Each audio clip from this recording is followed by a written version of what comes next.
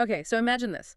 A university where all those typical administrative headaches. The ones everyone dreads. Yeah, exactly. Like, Yeah. slow faculty evaluations holding people back, or confusing dissertation reviews, just leaving students stuck in limbo. Or those strategic planning meetings where you feel like you're always looking in the rearview mirror. Right. Imagine if those weren't just eased a bit, but Wow. actually solved Solved by AI. by AI, yeah. And not just like basic automation AI. We're talking about an agentic AI. Something fundamentally different. Yeah, something that, well, it thinks, it adapts. It even works with people, collaborates with them. It sounds kind of sci-fi, doesn't it? It really does. But this isn't science fiction anymore. Today, we're taking a deep dive into a really fascinating real-world case study. It's pulled directly from a doctoral dissertation. So this is grounded in actual research. Absolutely. This isn't just theory. It's about an innovative AI system. They codenamed it Laila AI. And it's been deployed and, rigorously assessed at the Graduate School of Business, let's call it GSB, for short of the Arab Academy for Science, Technology, and Maritime Transport. Okay, GSB. Got it. So our mission today really is to cut through the jargon, all the tech speak, and really get a handle on this system. Understand what makes it tick. Exactly. We want to explore how Layla AI actually works, what specific problems it's solving, and higher ed problems that are pretty persistent, right? And what its success could mean for the future of how universities are run. Yeah, the implications are potentially huge. And for you, our listener, you'll get the core insights, maybe some surprising facts along the way, and a clear sense of why this matters. For anyone interested in how tech is genuinely changing institutions. We're looking at efficiency, yes, but also fairness, strategic agility. And crucially, how humans fit into this. That human oversight piece integrated with advanced AI. Precisely. This isn't just about automating things to save time. It's about building institutions that are more responsive, more equitable, and fundamentally more strategically capable, where data actually informs decisions in real time, not just sits in reports. Okay, so you've painted a clear picture there of the potential. Let's back up, though. Where does this administrative bottleneck problem even fit in the bigger picture of higher education?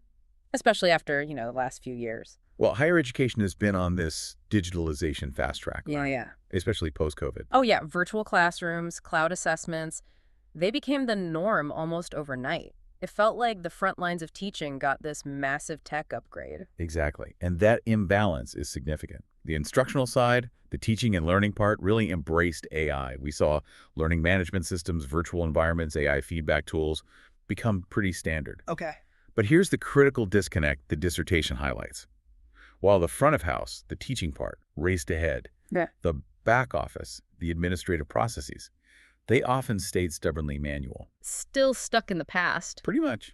Largely reactive and often, frankly, quite opaque. Not very transparent. There's a great analogy in the dissertation itself, isn't there? It's like having a state-of-the-art lecture hall. Yeah, gleaming projectors, interactive boards, maybe even VR. But then you go to the admin office, and they're still calculating faculty payroll with, an abacus. Right. It paints a picture. And that disconnect, that administrative stagnation, it isn't just an inconvenience. The study argues it's a major deficiency.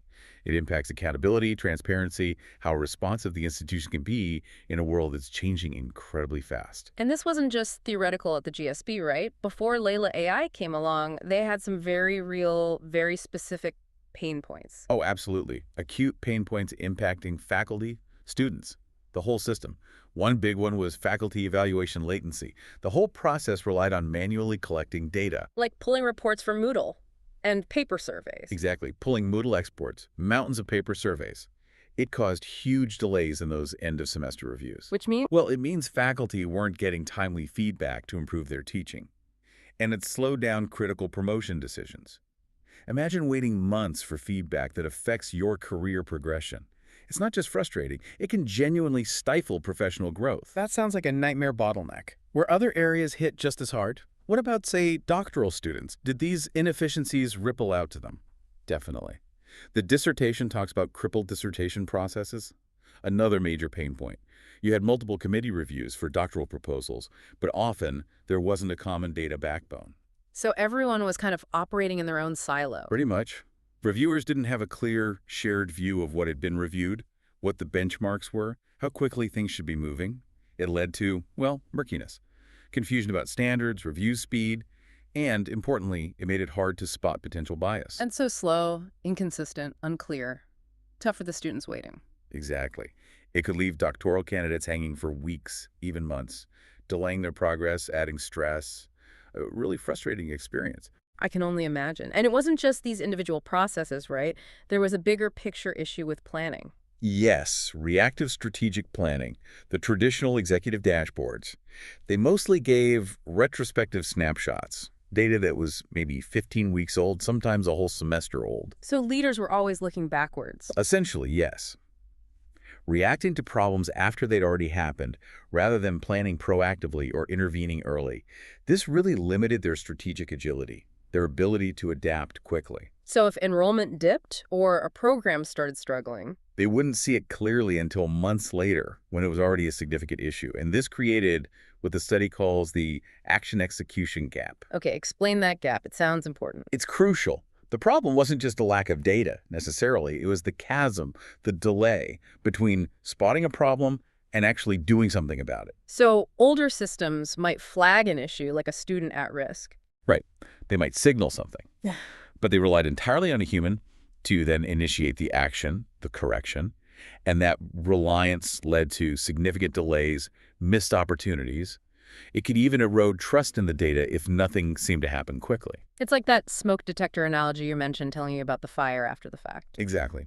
The human element, essential for judgment, became a bottleneck for timely action in those older systems. That's the core problem Laila AI was designed to solve. Okay, so the human factor, while vital, was causing friction in the speed of response. So how does agentic AI, how does this Laila AI system actually leapfrog those older attempts? What makes it fundamentally different? This is where it gets really interesting.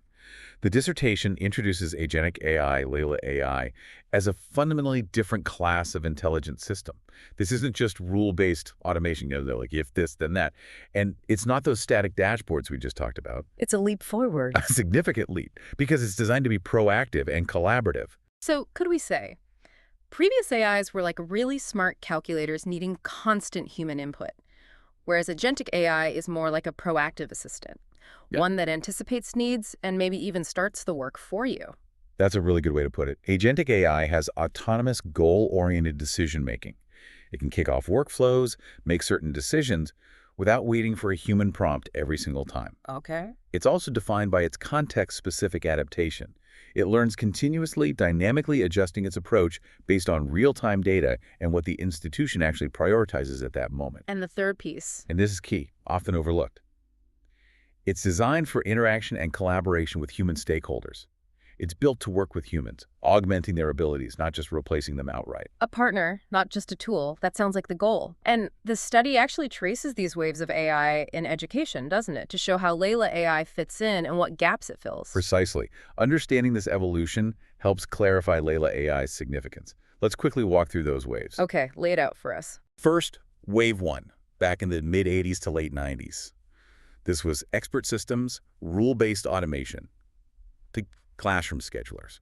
They were efficient for clerical stuff, sure. But rigid. Incredibly rigid. Any policy change. Manual recoding. Decisions often lacked context. It showed early on that real intelligence needs adaptability. Got it.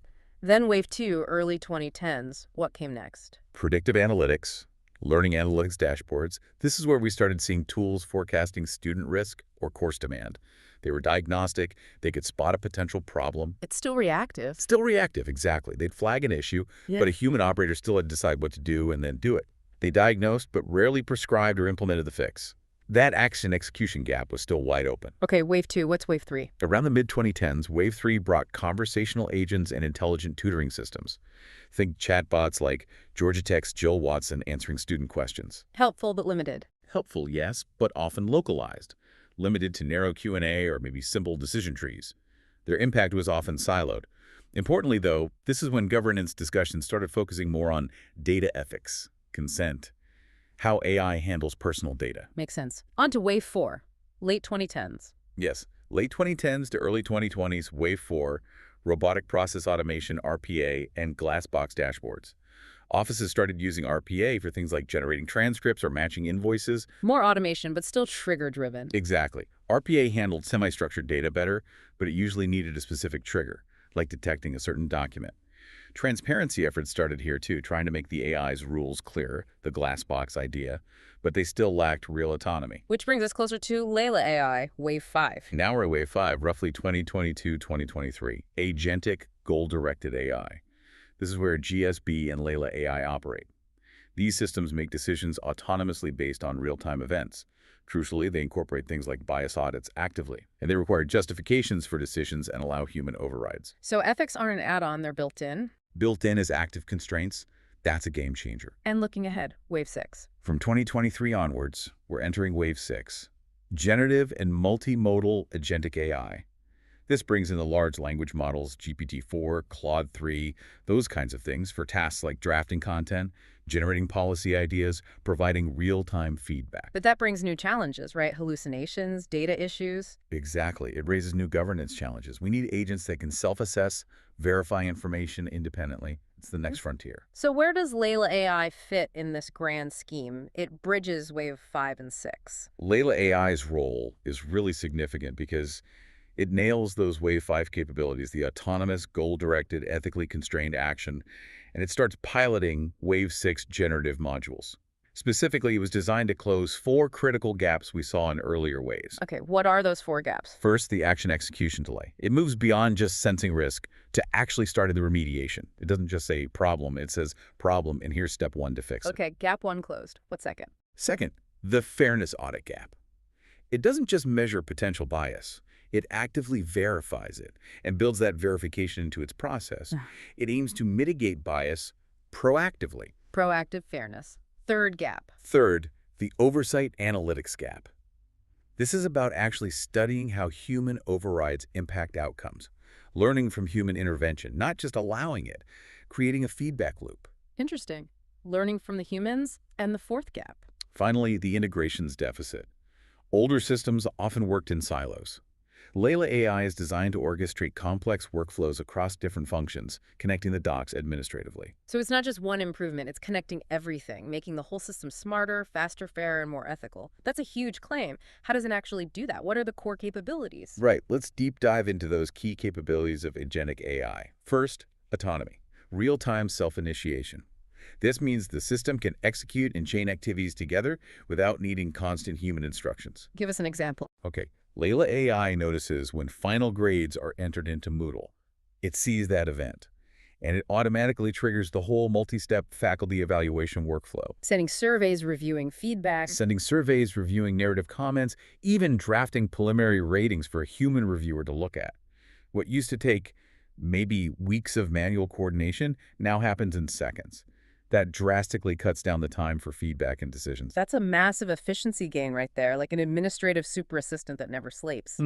Okay, what's next? Goal-directed planning, KPI-aligned optimization. So it doesn't just act autonomously, it acts with purpose. It aligns its actions with the institution's goals, their key performance indicators or KPIs. It performs multi-criteria optimization. Meaning it balances things, like speed versus quality. Exactly. For instance, the GSB dissertation engine might fast-track proposals scoring over, say, 85%, routing them straight for supervisor meetings. But borderline cases, it flags those for immediate human review. It embeds the institution's strategy right into its decision-making. Smart. And then there's contextual adaptability, continuous learning, and dynamic reweighting. This sounds like where the real intelligence comes in. It really is. This means the system doesn't just follow static rules. It continuously reinterprets signals based on context changes. Likes. For example, it could dynamically adjust how it weighs grading rubrics for a specific cohort, maybe a healthcare group, versus an engineering group, or based on the mode of delivery, or even the academic year. It ensures the criteria stay relevant and fair. So it avoids that one-size-fits-all trap. That seems vital for fairness, especially with diverse students. Absolutely critical. Speaking of fairness, let's talk explainability and ethical auditability. We hear these terms a lot with AI. What do they mean for Laila AI in practice? For Laila AI, this isn't just a buzzword. It's a core design principle. Every automated decision or recommendation comes with prompts that require justification. And the human-in-the-loop override process ensures transparency. So it's not just a feature, it's baked in. Baked in. It aligns with legal and ethical requirements, like GDPR and Egypt's personal data protection law. It's about making sure decisions are defensible, interpretable. If someone asks why the AI suggested something, you can actually trace the reasoning. It builds trust by making the process transparent, not a black box. Okay, so you can see why a decision was recommended, which leads perfectly into the last capability. Human-in-the-loop governance. How is this embedded? Is it real or just a nod? Oh, it's deeply embedded. Human intervention is built in from the ground up, not tacked on as an afterthought. This ensures accountability. It allows for nuanced judgment, especially for high-stakes decisions, think faculty promotions, thesis approvals. See, humans aren't just checking boxes. Not at all. They become cognitive partners with the AI. Oversight isn't just a compliance burden, it's a strategic upscaling mechanism. The AI gives you the speed, the initial analysis, but the human provides the wisdom, the context, the final ethical judgment. Human judgment as a strategic capability. I like that framing. Okay, let's look at Laila AI in action at the GSB. You said it was like a living laboratory. It really was. They already had this modular human-in-the-loop agentic AI architecture running. The dissertation describes this architectural logic, built on 5 interconnected layers. Think of it like a stack. Layer 1, the foundation. The foundation, exactly. The data ingestion layer. This is where everything starts. They use Python-based ETL agents, extract, transform, load, using a tool called Prefect to constantly pull in raw data. From where? Moodle, the student system. Yep. Course evaluations, grades from Moodle, student records, submission times, staff activity logs from the Student Information System, SIS. Even stakeholder surveys get pulled in. And crucially, how is this data handled? Privacy, security. Critical point. All data is pseudonymized names removed or replaced to protect privacy. It's timestamped for accuracy. And it's stored securely in a Cloud SQL database, ensuring compliance with GDPR and Egyptian Law 151/2020. Everything organized, protected, ready for use. So a constant feed of fresh, anonymous, secure data. Layer 2, automation and reasoning layer. What happens here? This is where the action happens. Task-specific automation pipelines get triggered by those incoming data events.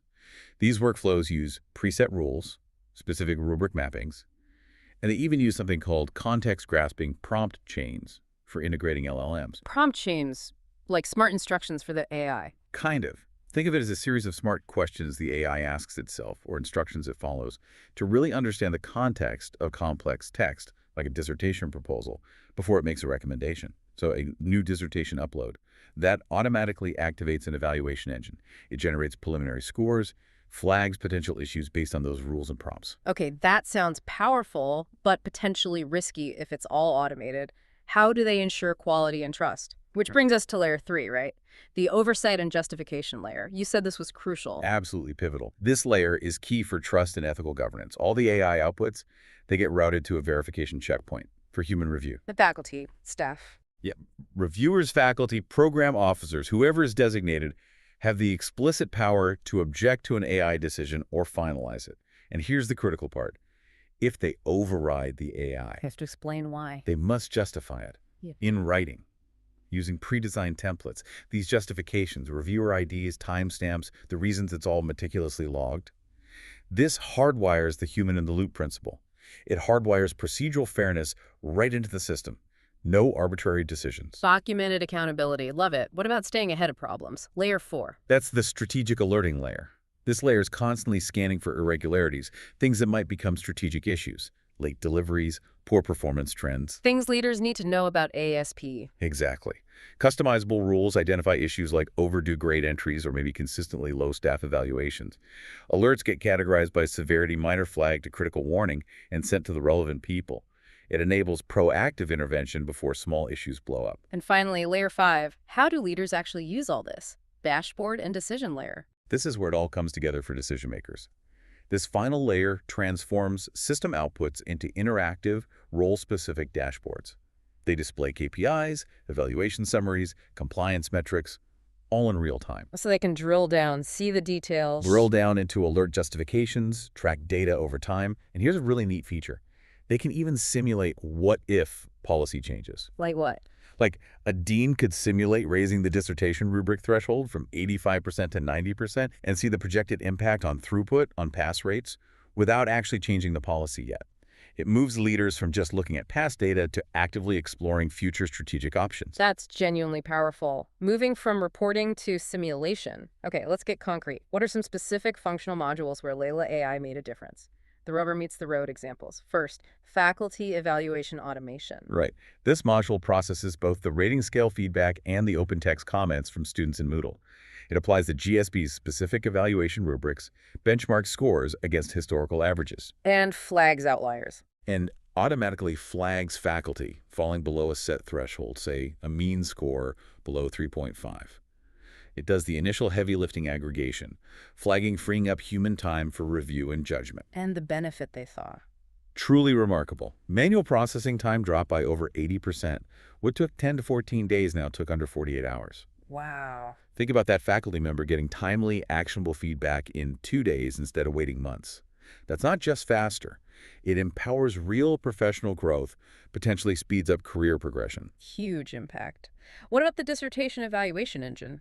This one processes the actual PDF proposals and dissertations. It uses Python-based NLP, natural language processing AI that understands language. To read the documents. To read them, identify key sections like research aims, methods, based on a quality rubric developed with academic supervisors. Then it generates partial scores based on that rubric. Okay, and it gives a final score. It aggregates a score out of 100. Those scoring 85% or higher, eligible for supervisor meetings. The benefit here: average evaluation turnaround time went from 7-10 working days down to under 72 hours. Cut by more than half. And get this, it achieved a 95% agreement rate between the AI's assessment and the human reviewers. The override rate was just 5.6%. That's incredibly high agreement. Shows the AI was pretty accurate and humans stepped in only when really needed. Exactly. It highlights the AI's reliability and the effectiveness of that targeted human oversight. Imagine being that PhD student getting your proposal reviewed so much faster. Huge relief. Definitely boosts their journey. What about administrative staff? Was there a module for them? Yes, an administrative staff evaluation module. This collected structured student feedback, responsiveness, communication, problem solving. It even used sentiment analysis on the qualitative comments. To gauge the feeling behind the words. Positive, negative. Precisely. The benefit: it enabled evidence-based decisions for staff development, moving beyond just anecdotes. It also pinpointed specific bottlenecks in administrative roles, helping streamline things for a smoother student experience. Makes sense. And the last one mentioned was the result entry and task completion monitor. Sounds like a compliance tool. A very effective one. It continuously pulls data from the SIS and faculty activity logs, tracking things like grade submissions, proposal feedback entries, approvals, And visualizes it. color codes tasks. Green for done, amber for pending, red for overdue, an instant visual status check. But it goes further. So, It automatically notifies staff about incomplete actions. And it can even block final submissions if critical thresholds aren't met, like, say, needing 95% of grades entered by the deadline. wow, it has teeth. What was the impact? Huge impact on compliance. Result entry compliance jumped from 82% to 98% within just 2 terms. It really shifted the administrative culture. From reactive firefighting to proactive workflow management, ensuring deadlines were met, operations ran smoothly. Embedding monitoring and enforcement right into the system. That's powerful. It nudges behavior. Okay, so these results sound amazing, almost too good to be true sometimes. How did they actually measure Laila AI's impact? This wasn't just gut feeling, right? The dissertation had a robust methodology. Absolutely. And that rigor is crucial. These aren't just perceptions, they're backed by solid data. They used a very practical research approach, a pragmatic philosophy. Meaning focus on solving the real-world problem. Exactly, not just abstract theory. And to do that effectively, they embraced methodological pluralism. They used multiple data types, surveys, interviews, system logs to get the fullest possible picture. Triangulation. Precisely. They weren't tied to just one method, which allowed for a much richer understanding. And they used a case study design, focusing just on the GSB. Why that approach? Choosing GSB as a single revelatory case allowed for incredibly deep access.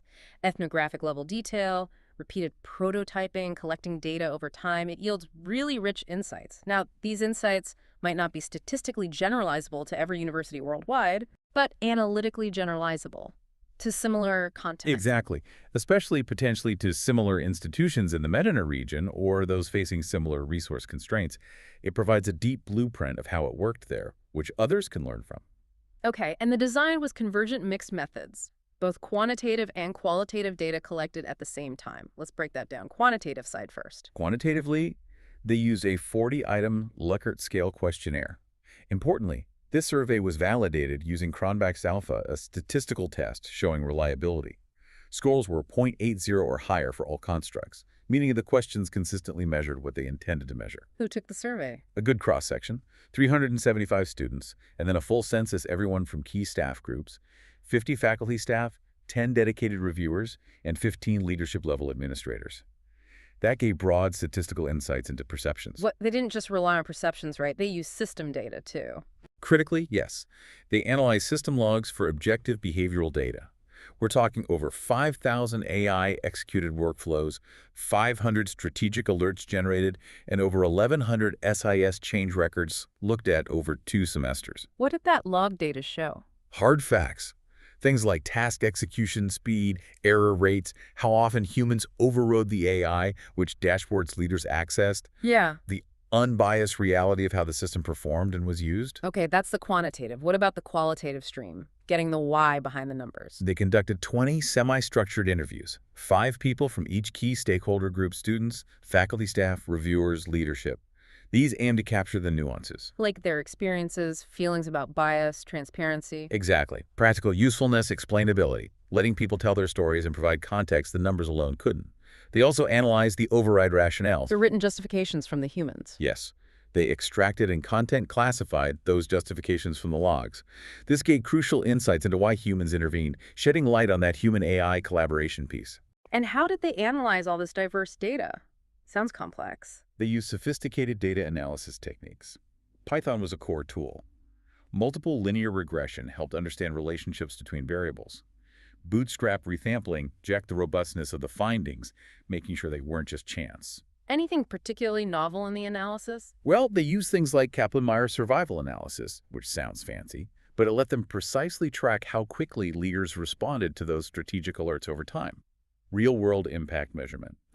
And for the qualitative text data, they used latent Dirichlet allocation, LDA, and AI technique itself to find underlying themes in interview transcripts and override notes, getting beyond surface comments. Then the crucial step, mixed methods integration, bringing it all together. Yes, they used joint display matrices, basically tools to systematically align the quantitative findings, like survey scores or log data, with the qualitative findings, interview themes, justification patterns. To see where things lined up or diverged. Exactly. Identifying convergence, divergence, or complementarity. This allowed them to create meta-inferences, a deeper understanding than any single data type could provide. It really strengthens the conclusion. And throughout all this, ethics and data governance were paramount. Absolutely non-negotiable. The study had rigorous institutional review board, IRB approval. All data was pseudonymized, secure encrypted storage in Cloud SQL, compliant with both GDPR and Egypt's law WINUPEN 1 2020. Participant consent was key. And importantly, the human-in-the-loop checks within Laila AI itself reinforced those ethical principles daily. Accountability by design. Okay, so a very thorough, ethically grounded approach. Let's get to the key findings. What did this triangulated view, surveys, interviews, logs actually reveal? Starting with hypothesis 1.1, administrative efficiency. The survey evidence here was very strong. High positive sentiment, a mean score of 4.07 out of 5. Stakeholders clearly felt things were significantly better, faster, smoother. And did the interviews back that perception up? Completely. The interview evidence showed uniformly positive sentiment across all groups about workflow efficiency. Recurring themes were this shift from batch work to flow work, and big reductions in waiting times, coordination cycles. One faculty member said something like, "It's like the administrative glue finally set. Things just flowed better." Okay, perception positive. What did the hard data, the system logs, show? This is where it gets really concrete. Median task completion time dropped to just 30 minutes, down from hours or even days before.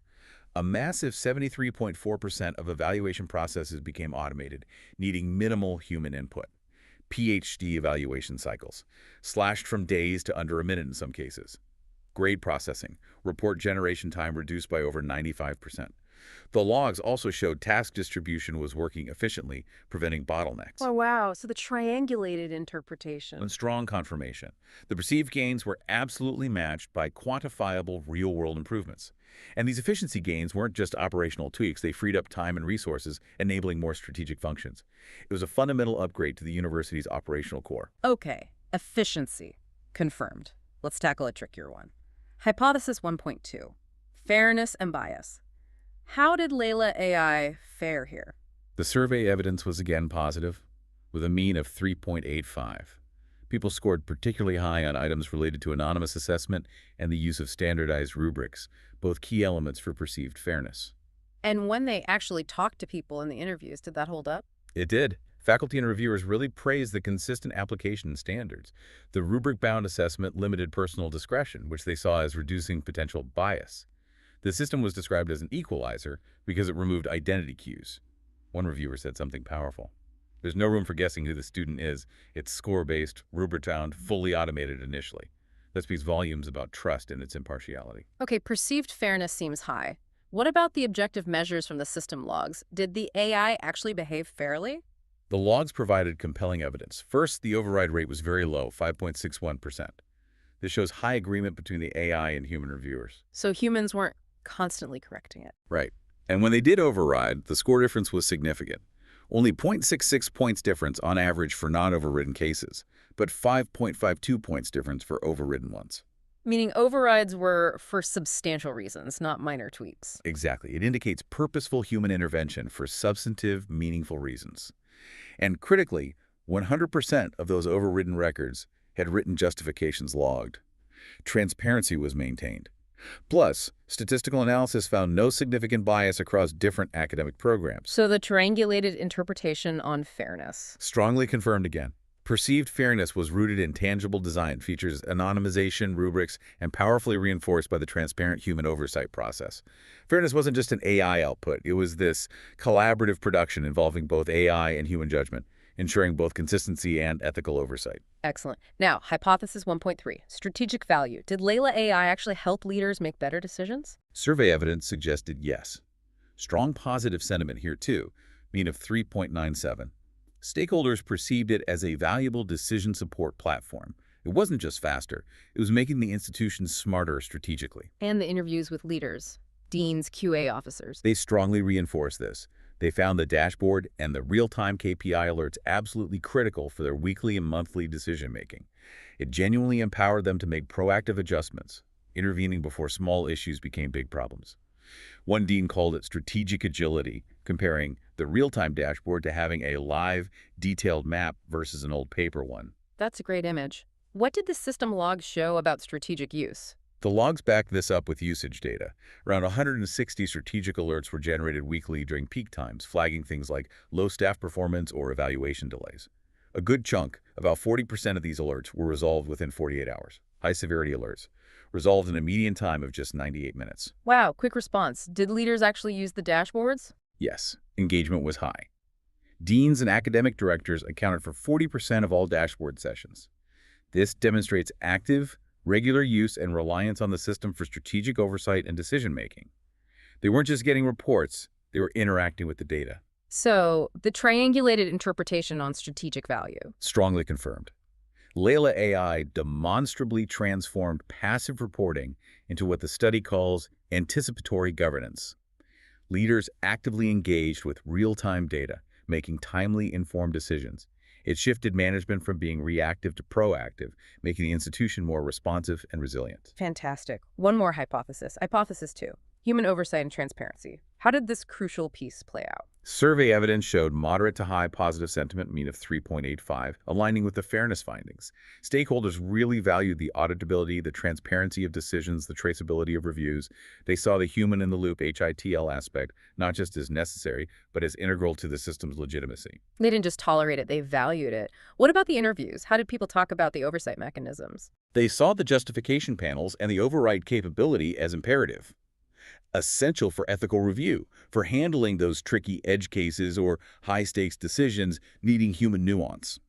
It wasn't seen as redundancy. It was viewed as a source of trust. People felt confident that human judgment supplemented the AI. It didn't replace it where it mattered most.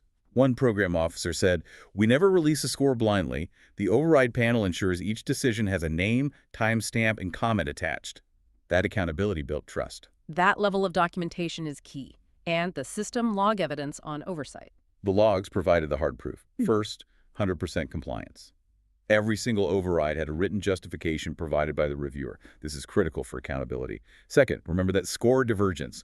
Overwritten decisions had a much higher AI human score difference, 5.52 points, compared to non-overridden ones, 0.66 points. Reinforcing that humans intervene purposefully. Exactly. For substantive reasons, when their expertise identified something the AI missed or weighted differently, it shows meaningful human control. So the triangulated interpretation on oversight and transparency. Also strongly confirmed, human oversight wasn't peripheral. It was absolutely central to how the Laila AI system worked and was accepted. It guided the ethics, provided context, built trust, and ultimately legitimized institutional decision-making. Ethical governance wasn't just a policy. It was operationalized through the system's design and daily use. It really sounds like these components, efficiency, fairness, strategy, oversight, weren't just working in parallel, they were deeply interconnected. The study explored these interdependencies, right? Yes, and this is really compelling. They found strong connections, for example, between efficiency and strategic value. These weren't separate benefits. They directly fed each other. Makes sense. Faster workflows mean faster data. Precisely. The reduced manual effort, the faster processes, that's the efficiency, directly led to quicker data availability and real-time analytics, which in turn empowered leaders to make faster, better strategic decisions. As one director put it, the faster the system works, the sooner we see the effects at the strategic level. It's a cascade. Operational speed enables strategic responsiveness. Okay, efficiency fuels strategy. What about fairness and human oversight? A vital link there, too. The system's built-in procedural fairness, the anonymization, the rubric binding, was significantly enhanced by that human oversight layer. The justification rules, the override process, these were key mechanisms building stakeholder trust in the fairness. Humans acted as ethical checks, ensuring fairness wasn't just algorithmic, but also context-aware, making fairness that collaborative production. So oversight legitimizes fairness. As a final link, strategic value and human oversight. How do they connect? This really closed the loop. Strategic alerts generated by the AI flagging potential issues often triggered human review and intervention. This showed a continuous feedback cycle. AI signals, like human action, refined policy AI logic. Exactly. AI signals led to human judgment, which could then lead to policy adjustments or even tweaks to the AI's parameters. The dissertation calls this a closed-loop governance engine. Automation, human judgment, and strategy become inseparable parts of a system that's continuously learning and improving. Logs showed a significant number of alerts actually progressed to oversight review, leading to human decisions. It wasn't just reporting. It was a reflexive governance mechanism. Making the organization more foresighted and agile. This is truly groundbreaking stuff. But like any good research, the study acknowledges its limitations and points towards the future. What were the main caveats? Right. Important to be balanced. A primary limitation was it being a single-site study. Deep insights, yes, but focused on the GSB context. So the findings are analytically generalizable lessons can be drawn for similar places, but not statistically generalizable to all universities everywhere. Replication is needed. And potential self-report bias, people saying what they think they should. Always a risk with surveys and interviews, even with validation.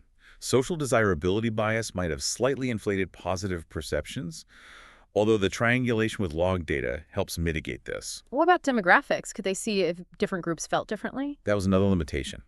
Lack of demographic disaggregation. Due to ethics and privacy constraints, they couldn't break down findings by age, gender, academic rank, etc.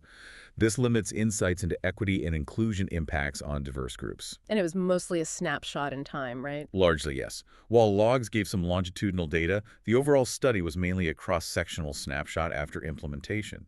It didn't track how culture, trust, or behaviors might evolve over, say, 3 or 5 years. Long-term institutionalization wasn't fully captured. And the field itself is moving so fast. That's the final point. The fast-changing AI landscape. Laila AI was cutting edge for 2022-2023, but AI evolves rapidly. New models, new regulations could change the context quickly. Systems need continuous adaptation. Okay, so given those limitations, what are the key future research directions this work suggests? First and foremost, replication. We need similar studies in diverse settings. Different types of institutions, sizes, governance models, locations, perhaps outside the Manny region. This builds external validity, helps identify what works universally versus what's context-specific. Makes sense. What else? Second, longitudinal studies. We really need to track these implementations over longer periods, 5, 10 years. How does institutional culture really change? How do trust levels evolve? How sustainable are these changes? Understanding the long-term institutionalization is key. How AI becomes part of the furniture, basically. Exactly. Third, a deeper dive into trust dynamics. What specifically builds or erodes trust in these systems over time? Is it the consistency of overrides, the clarity of justifications? Understanding this can help design systems that foster better human-AI collaboration long-term. And finally, that equity piece. Crucial. A continued deliberate focus on equity and inclusion. Future research absolutely must investigate how AI impacts diverse demographic groups. Are the outcomes equitable? How do we design and implement these systems to ensure they benefit everyone fairly and don't inadvertently create new disparities? These directions seem vital for responsible AI adoption in education. Absolutely. Right. They'll help build a stronger theoretical framework and guide ethical deployment globally. You know, this deep dive into Layla AI, it feels like more than just a story about one specific technology. It feels like it points to a really profound shift in how we could think about governance in higher education. I agree. It challenges us to see AI not just as a tactical tool for, making things a bit faster. But as a strategic infrastructure. Exactly. Something that can reshape how administrative and academic operations actually function, how decisions get made. The GSB case seems to show that AI can be this co-decision-making partner. It can embed values we care about: transparency, fairness, accountability right into the core operations. It's not just automating tasks we used to do manually. It's potentially transforming the very nature of institutional decision-making, making it more informed, more proactive, perhaps more just. And this knowledge, understanding these possibilities and challenges, feels vital for anyone navigating our world today, which is increasingly shaped by information and AI. It's a powerful case study showing how human judgment, when thoughtfully combined with intelligent automation, Can pave the way for a future where higher education isn't just more efficient or smarter. but also more fair, more adaptive, better governed. It really makes you think. So, the final question for you listening: what questions does this raise for you about the future of work, of learning, of governance in our increasingly AI-powered world?